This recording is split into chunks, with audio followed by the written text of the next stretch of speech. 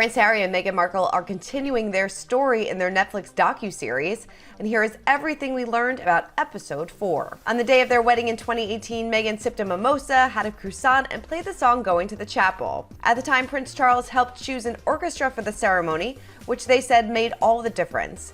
And Meghan had asked him to walk her down the aisle after the fallout of her dad staging paparazzi photos. She said, "Harry's dad is very charming. I said to him, I've lost my dad in this.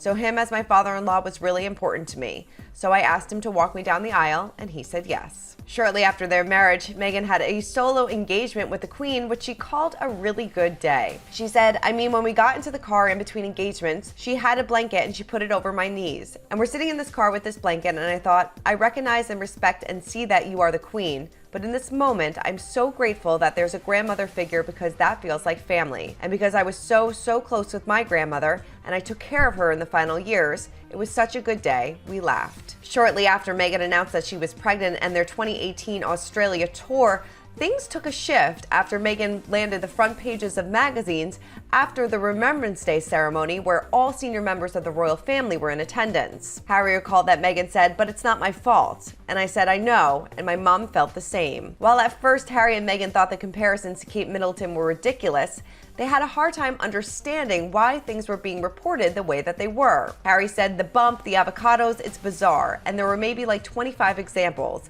It's literally the same thing. It's the off-the-shoulder dress. This is how it's covered for her. This is how it's covered for her. If you don't see the difference and understand why it's being reported that way, then I can't help you." Harry claimed he tried to get his dad to talk to the press about Meghan, since he, William, and his father all had an agreement that their press offices would never fuel the media fire. Charles allegedly said, "Darling boy, you can't take on the media. The media will always be the media." I said, "I disagree. I have 30 years experience of looking behind the curtain and seeing how the system works and how it runs.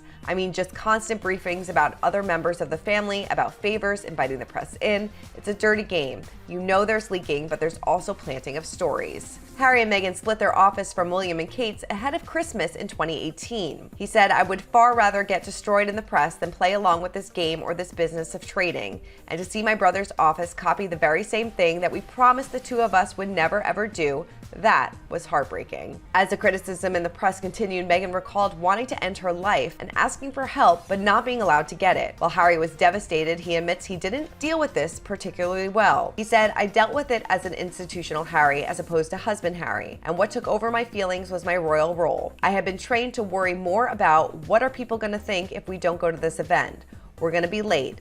I hate myself for it. What she needed from me was so much more than I was able to give." Meghan went viral in October of 2019 after she told a journalist in their 2019 documentary that not many people have asked if she was okay as she navigated royal life after welcoming Archie. Harry called the fallout bonkers, while Meghan said, "There's only so much you can take on your own. So you end up saying something has to change. It was a huge turning point. It's when we started having harder conversations about what needs to happen for us to be able to make this work." For more news content and exclusive interviews, make sure to hit the sub, like, and bell button down below and visit usmagazine.com.